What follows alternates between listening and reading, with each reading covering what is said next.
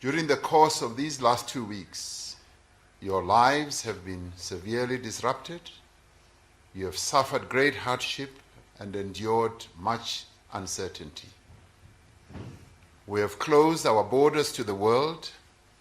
Our children are not in school. Businesses have closed their operations. Many have lost their income, and our economy has ground to a halt. And yet, faced with such daunting challenges, you, the people of South Africa, have responded with remarkable patience and courage. You have respected the lockdown and largely observed its regulations. You have accepted the severe restrictions on your movement and many of the daily freedoms that we all take for granted. You have done so because you have understood the devastating effect of this disease, the effect that it will have on the health and well-being of all South Africans unless we take drastic measures. You have also understood that we must do everything in our power to prevent the massive loss of life that would occur if we do not act. For your cooperation, for your commitment, and above all, for your patience, I do wish to thank you personally. I wish to thank you for your reaffirming to each other and to the world that we South Africans are a people who come together and unite at moments of great crisis. Earlier today, I had a productive meeting with our premiers about the work they are doing in provinces and districts to stop the spread of the virus. I also had a discussion with the leaders of all our political parties represented in Parliament, who collectively pledged their support for the efforts that we are doing to make sure that we combat the pandemic. Through this, we are demonstrating that we are able to work together across party political lines to confront a common threat. Since I announced the lockdown just over 2 weeks ago, the global coronavirus pandemic has worsened. 2 weeks ago, there were 340,000 confirmed coronavirus cases in the world. We now have over 1.5 million confirmed cases worldwide. Over 90,000 people across the world have died from this disease. The health systems of many countries have been overwhelmed. Even the most developed economies in the world have not had the means to treat the many thousands who have fallen ill. They have struggled to find the medical supplies and personnel necessary to deal with the pandemic. The devastating effect of this is that many people have died. The global evidence is simply overwhelming. It confirms that our decision to declare a national state of disaster and to institute a nationwide lockdown was correct and it was timely. While it is too early to make a definitive analysis of the progression of the disease in South Africa, there is sufficient evidence to show that the lockdown is indeed working. Since the lockdown came into effect, the rate at which new cases have been identified here in South Africa has slowed down significantly. From 1,170 confirmed cases on the 27th of March, the number of confirmed cases today stands at 1,934. In the 2 weeks before the lockdown, the average daily increase in new cases was around 42%. Since the start of the lockdown, the average daily increase has been around 4%. While we recognize the need to expand testing to gain a better picture of the infection rate, this does represent real progress. The measures we have taken, such as closing our borders and prohibiting gatherings, as well as the changes that we have had to each take in our behavior, have definitely slowed the spread of the virus. But the struggle against the coronavirus is far from over. We are only at the beginning of a monumental struggle that demands our every resource and our every effort. We cannot relax, and we cannot be complacent. In the coming weeks and months, we must massively increase the extent of our response and expand the reach of our interventions. We are learning both from the experiences of other countries and from the evidence we now have about the development of the pandemic in South Africa. Both make a clear and compelling case to proceed in a manner that is cautious and properly calibrated. Simply put, if we end the lockdown too soon or too abruptly, we risk a massive and uncontrollable resurgence of the disease.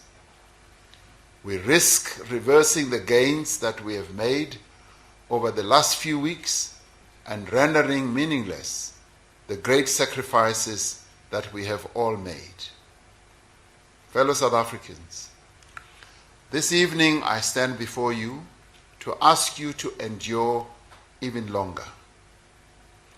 I have to ask you to make even greater sacrifices so that our country may survive this crisis and so that tens of thousands of lives may be saved. After careful consideration of the available evidence, the National Coronavirus Command Council has decided to extend the nationwide lockdown by a further 2 weeks beyond the initial 21 days. This means that most of the existing lockdown measures will remain in force until the end of April. We will use the coming days to evaluate how we will embark on risk-adjusted measures that can enable a phased recovery of the economy, allowing the return to operation of certain sectors under strictly controlled conditions. We will also use this time to ramp up our public health interventions. We did not take this decision to extend the lockdown lightly. As your president, I'm mindful of the great and heavy burden this will impose on you. I am keenly aware of the impact this will have also on our economy.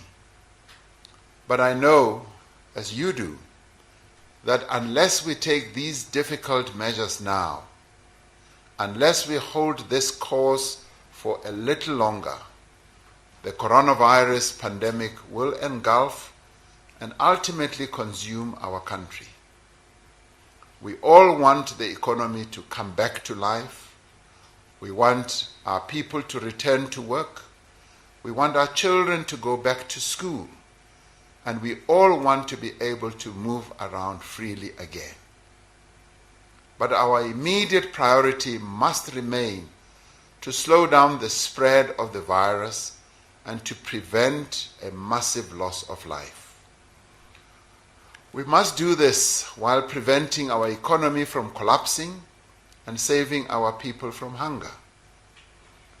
We are determined to pursue a path that both saves lives and protects livelihoods. Our strategy in confronting this moment that confronts our country is made up of 3 parts. Firstly, an intensified public health response to slow down and reduce infections. And secondly, a comprehensive package of economic support measures to assist businesses and individuals affected by the pandemic. And thirdly, a program of increased social support to protect poor and vulnerable households. As government, together with our many partners, we have used this lockdown period to both refine and intensify our public health strategy to manage the virus. Our approach is to screen in communities and test people in hospitals, clinics, and mobile clinics, to isolate those who are infected and to care for those who are ill in our health facilities. We need to do this intensively and systematically. We have used the last week to develop our screening and testing methodology in various parts of the country. Over the next 2 weeks, we will roll out the community screening and testing program across all provinces, focusing in particular on highly vulnerable communities. Those who test positive and cannot self-isolate at home will be isolated at special facilities that have been identified and are now being equipped. At all times, we will observe the human rights of all our people. Let us not discriminate against those people who test positive. To ensure that our strategies are effectively coordinated and to ensure that they are informed by comprehensive, real-time data, we have established the COVID-19 Information Center at the Council for Scientific and Industrial Research, the CSIR. This world-class center will keep track of all screening, testing, isolation, and hospitalization of our people throughout the country. It is already identifying infection hotspots. It is following the spread and the severity of the disease and enabling us to move our focus and resources where they are most needed. We are working with mobile telephony companies and other institutions to locate those people who have tested positive for the virus and those with whom they have been in contact. As part of the second element of our strategy, we have put in place various measures to provide support to businesses in distress, to workers facing loss of income, to the self-employed and to informal businesses. Many of these measures are being taken up by both large and small businesses. The Unemployed Insurance Fund has set aside 40 billion rand to help employees who will be unable to work as part of the effort to prevent job losses as a result of the lockdown. To date, it has paid out 356 million rand. I would like to applaud all those employers who have continued to pay their employees during this difficult time, as well as those employers who are working with unions and government to assist their employees to access these benefits. I'd like to call on all businesses to continue to pay their suppliers to the extent that they can, to ensure that those suppliers can also continue to operate and pay their staff and suppliers. In this respect, I would like to appeal to all large businesses not to resort to force majeure and stop paying their suppliers and rental commitments, as such practice has a domino effect on all other businesses dependent on that chain. We must do all we can to ensure that the underlying economy continues to function and to focus support on those small businesses that really need them. The Industrial Development Corporation, the IDC, has set aside 3 billion rand for the procurement of essential medical supplies. It has already approved 130 million rand in funding and expects to approve a further 400 million in the coming week to companies who applied for funding under this special facility. The Small Enterprise Finance Agency has approved the postponement of loan repayments for a period of 6 months. The Small Business Debt Relief and Business Growth Facilities are currently adjudicating applications for assistance. There is a total of 500 million rand available in support. Government has prioritized 1.2 billion rand to provide relief to smaller farmers and to contribute to the security of food supply. In addition to these expenditure measures, the Reserve Bank has also lowered interest rates and has taken measures to inject liquidity into the economy. One of the biggest challenges that all countries in the world are facing at the moment is the shortage of medical supplies to fight the coronavirus, the shortage of masks, personal protective equipment, and many others. Now, as a country, we have had to rely on our own capabilities to supply some of these goods, but we have also had to source supplies from other countries. In recent weeks, we have seen a massive mobilization of South African business, labor, academics, and government agencies to build the stocks of medical and other equipment needed to fight this virus. We have, for example, established the National Ventilator Project to rapidly mobilize the technical and industrial resources of our country to manufacture non-invasive ventilators which can be used to support patients that are afflicted by the disease. Other projects are focusing on increasing the local manufacture of protective face masks, hand sanitizers, and pharmaceutical products which can be used by healthcare workers and the public at large. As the third part of our coronavirus response, we have been working to provide basic needs such as water and to maintain the reliability of food supply to the poorest South Africans. We have also expanded the provision of food parcels, and we have provided our spaza shops with financial support who need it. To date, government has delivered over 11,000 water storage tanks to communities in need across the country, and many of these have already been installed. In addition, 1,000 water tankers have been provided for the delivery of water. Several homeless people have been accommodated in 154 shelters. I'm pleased to report that the Solidarity Fund, which was established to mobilize resources from companies, organizations, and individuals to combat the coronavirus pandemic, has so far raised around 2.2 billion rand. It has already allocated around 1 billion rand to buy sterile gloves, face shields, surgical masks, test kits, and ventilators. It will also allocate funds for humanitarian relief to vulnerable households, in addition to the 400 million rand set aside by government for social relief of distress grants.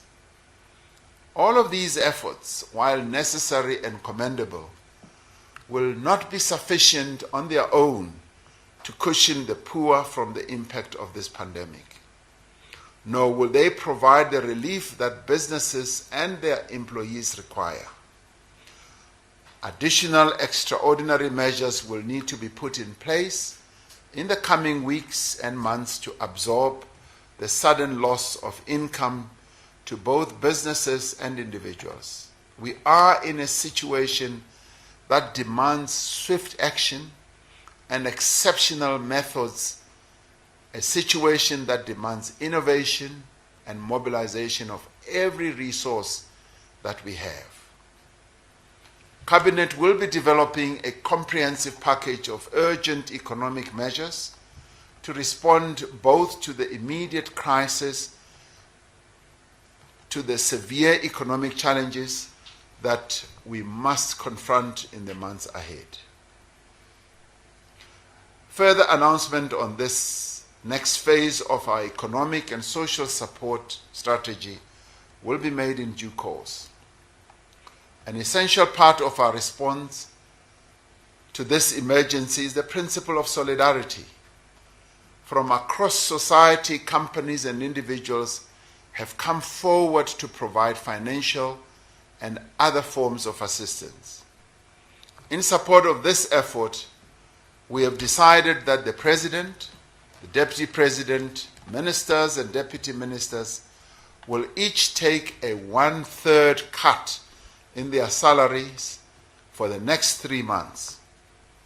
This portion of their salaries will be donated to the Solidarity Fund. We are calling on other public office bearers and executives of large companies to make a similar gesture and to further increase the reach of this national effort. I must say that the premiers of our country and our provinces have also joined in, that they will also take a 1/3 pay cut and donate that to the Solidarity Fund.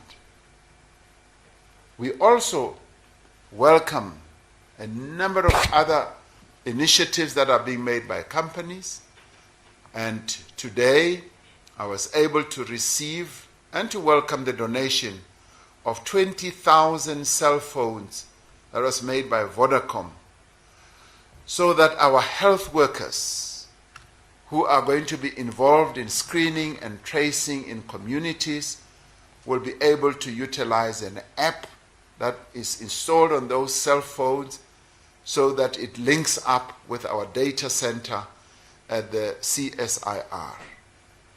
As we have stressed before, and we will stress once again, our struggle against the coronavirus requires fundamental changes in behavior from all of us.